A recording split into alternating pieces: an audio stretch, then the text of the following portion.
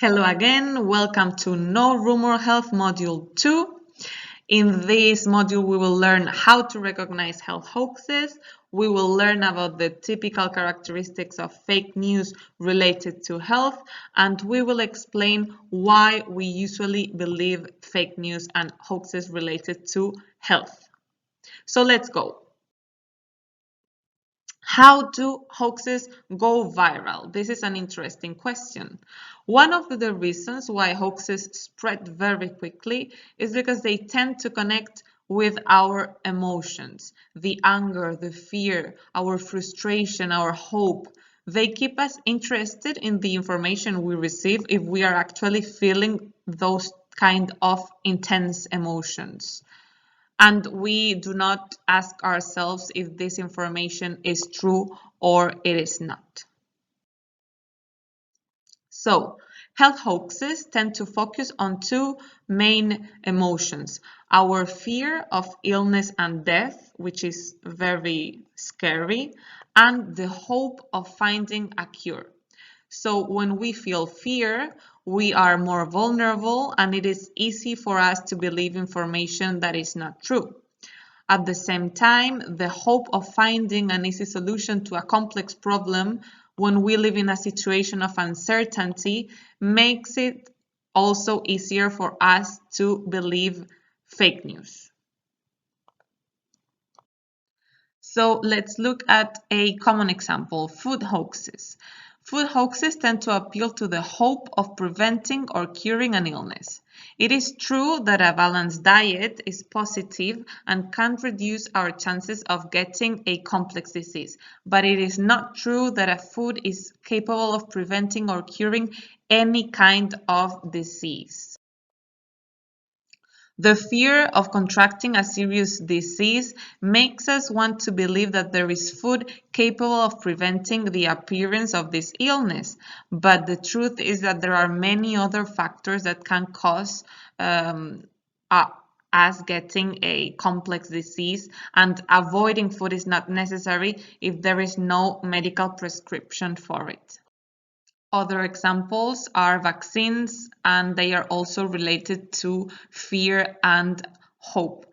For example, maybe we hope that the vaccine against tuberculosis can cure COVID-19, but this information is false, and we believe in it because our hope for curing the COVID-19 pandemic. Or maybe on the other hand, we fear that our son or daughter develops autism in the future and we decide not to use the common vaccines that have been approved, but it has been shown in many scientific studies that vaccines do not cause autism. But of course, our fear is related to our health decisions. The hope, for example, of having an effective remedy against all kinds of disease also leads us to believe about alternative therapies, for example. We believe that maybe a product can easily cure all or some diseases without scientific evidences to support this. And this happens to almost all of the therapies that are called alternative. These alternative therapies usually do not have scientific evidence to support them. The same happens with cancer. Cancer causes a lot of hoaxes because it is a very complex disease and there is no cure nowadays for cancer, and there are a lot of hoaxes related to natural remedies that cure and prevent cancer, and there is no such thing as that.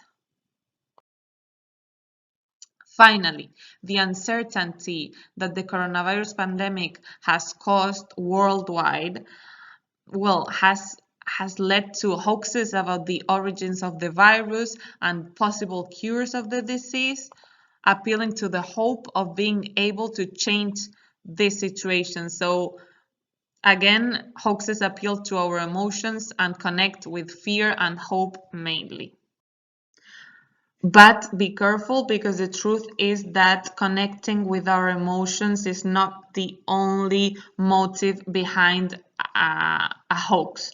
Sometimes hoaxes try to sell miracle products that sell impossible cures.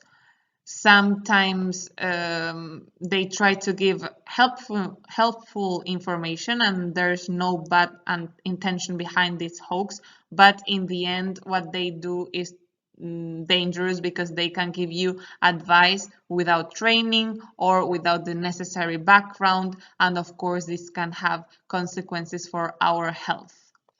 Sometimes they can also harm a third person and undermine their honor. So we really need to check the information, because the motive behind that fake news may be harming a third person, which is innocent.